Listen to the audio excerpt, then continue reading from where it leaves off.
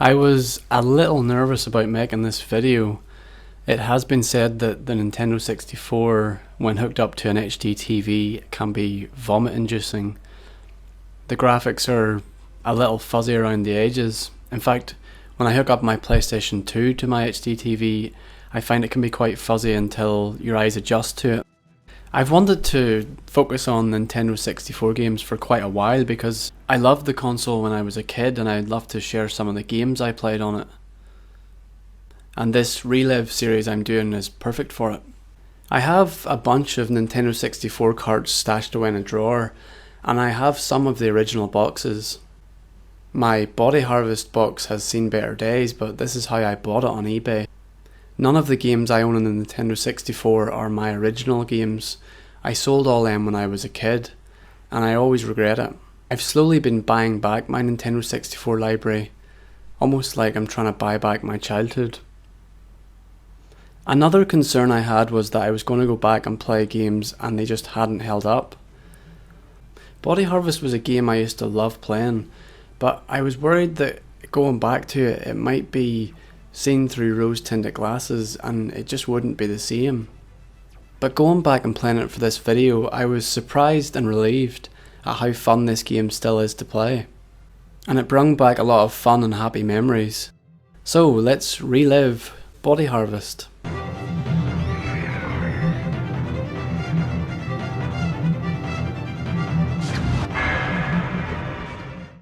The first level is Greece in 1916. I don't think it's a coincidence that that date is right in the middle of World War I, because we get access to lots of military vehicles. I also don't think it's a coincidence that the protagonist we play as is called Adam Drake.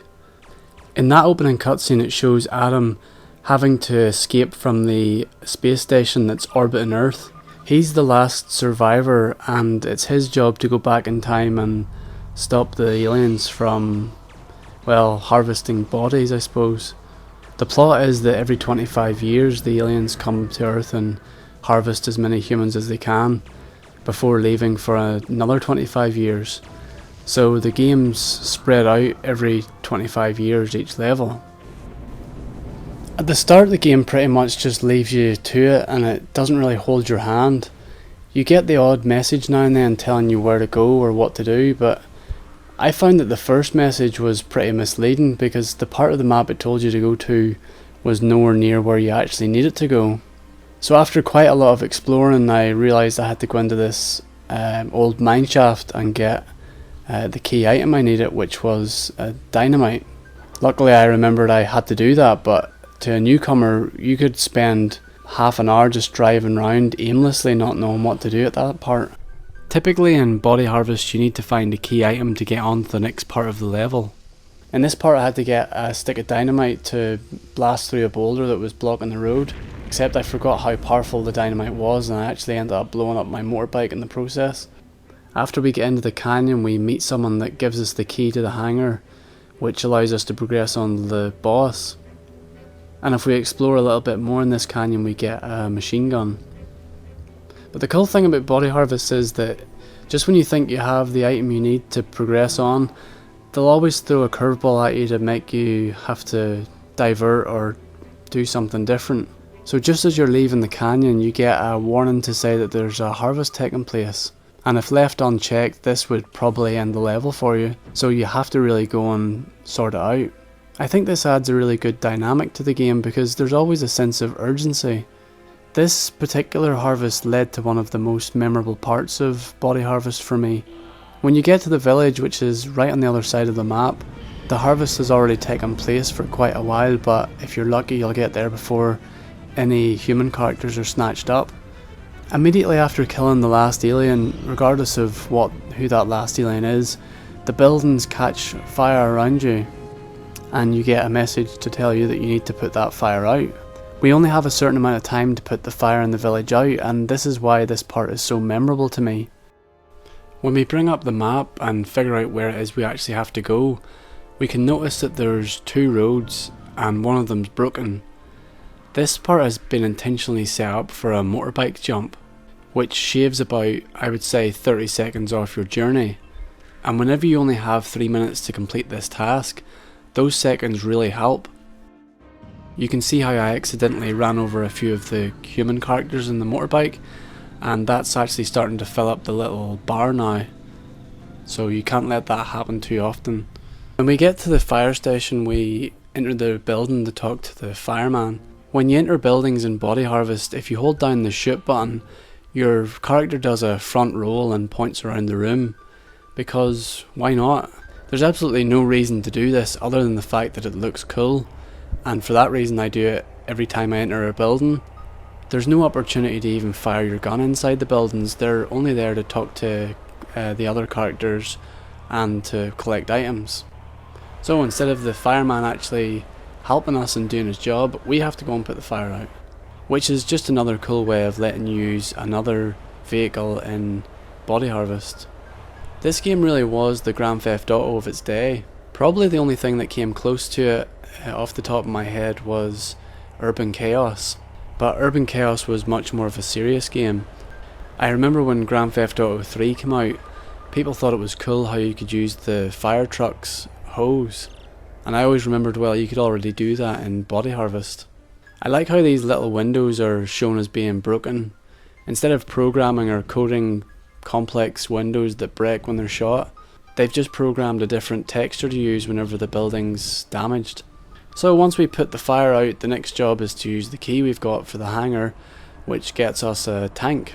This tank is really unstoppable, but it allows you to drive up over the ridge that it's just really impossible to get up that any other way.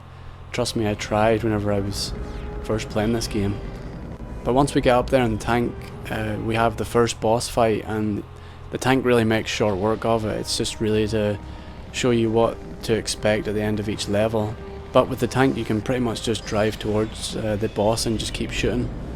And once you kill the boss, you get the score at the end. And why not? Everyone likes big numbers flashing on the screen, so here's some big numbers. Once the boss is beat, you have access to go through the shield portal onto the next part of the map. It kind of reminds me of Twilight Princess, the way the map's all sectioned off like that. One interesting thing I should point out now is there is no loading screens between any of these shield portals, which is quite impressive considering the size of these maps. Area 2 is just as cryptic as the first level. You start out and you're told to explore a nearby church, which is the first building you come to. The priest in there recommends you check the church's library, and which is you have to leave the building and go around the back. In the library you get some cryptic clues about needing a sun shield and how you have to relight a torch. You could probably get through this level without reading that, but I think this is a really nice way to tell a story. The good thing is you're actually able to keep this tank, so the next few villages you'll come across, the harvesters are really easy to take out. I did manage to get lost a little bit in this level and kind of have to drive around this town a few times until I found out that the part we have to go to is off down a kind of back road that wasn't immediately obvious. In fact, I was doing a couple of circles inside this town for a while. But once we get on the right road, we find this large statue with a doorway, and across the other side of the map there's one with a torch that's lit. So as the cryptic clues go, we need to find a sun shield to relight the torch. Legend has it that this shield has been lost for generations, so it'd be pretty difficult to find it. So let's see, I can either take the road I've just came from, or I can try this other road. And wouldn't you know it, that road leads you right to the shield. So when we get to the end of the road, we find a cave with the sun shield in, and we find a lot of dead bodies in this cave as well. That clears up the mystery of why no one's ever found it. They come directly into this cave and just drop dead.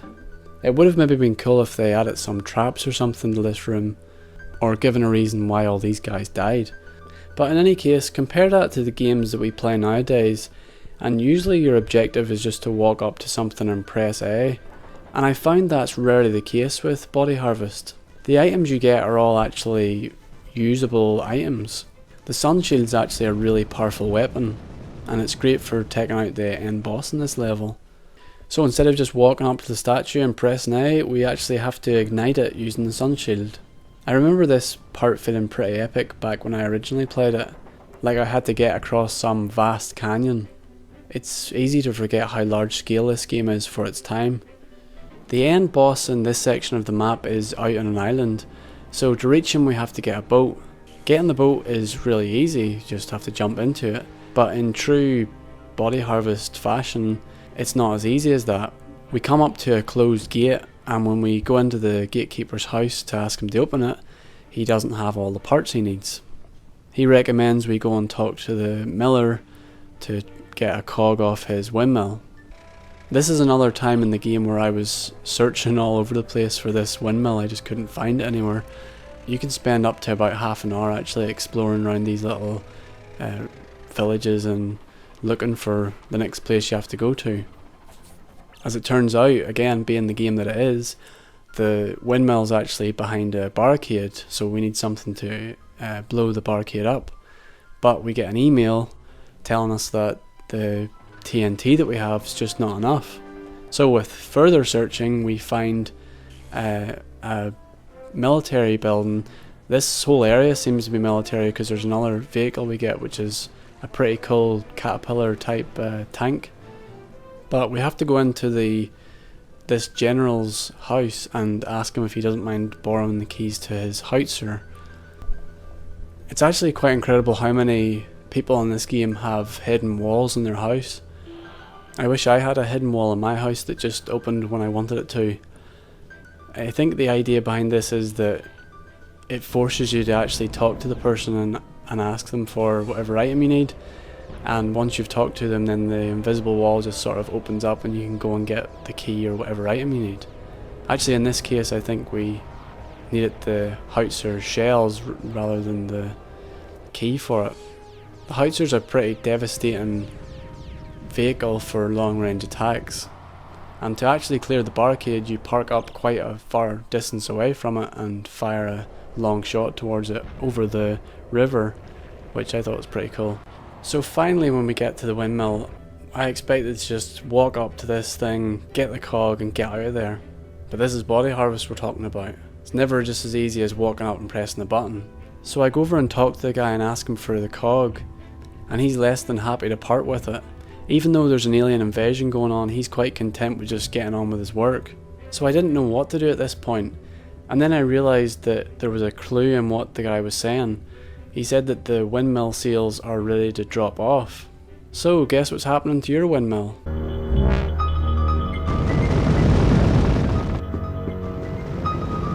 When you go back inside it has now stopped turning and you can just walk up and pick up the cog. And for some reason I got kind of glitched and stuck here, so not only did I pick the guy's cog up and break his windmill, but I did some kind of little dance just to show off. So that's a great message for the kids who played this game.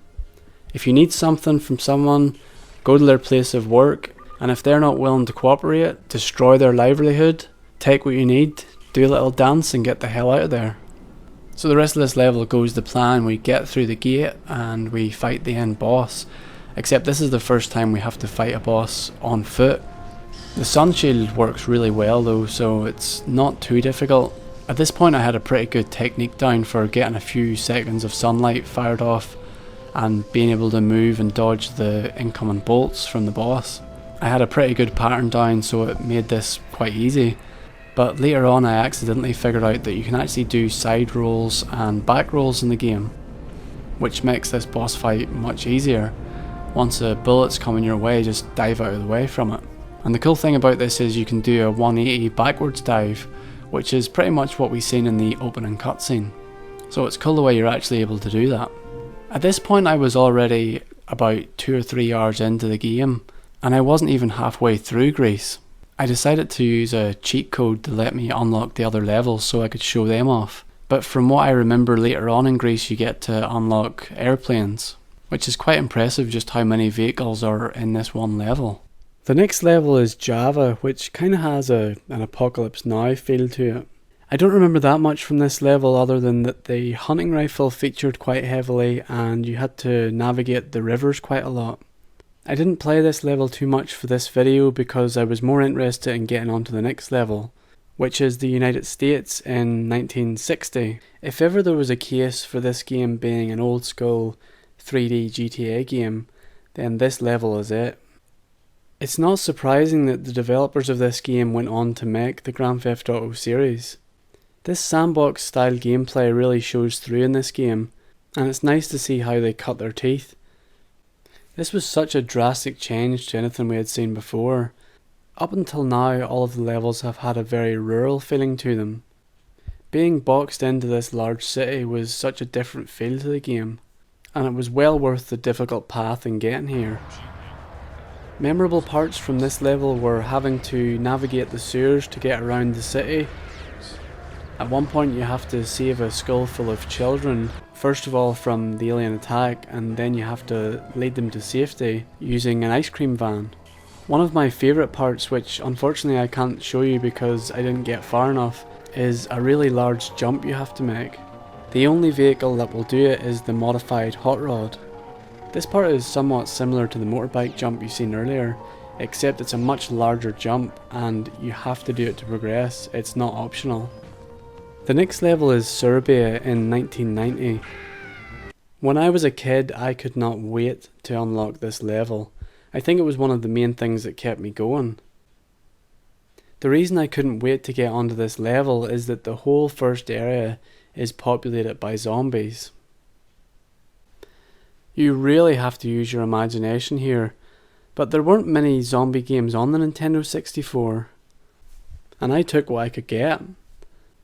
The zombies do look quite primitive and you really do have to use your imagination here. But there were some times where I was trying to get in and out of my car and the animation for that is quite slow at times, so it can be tense when there's a swarm of zombies around you.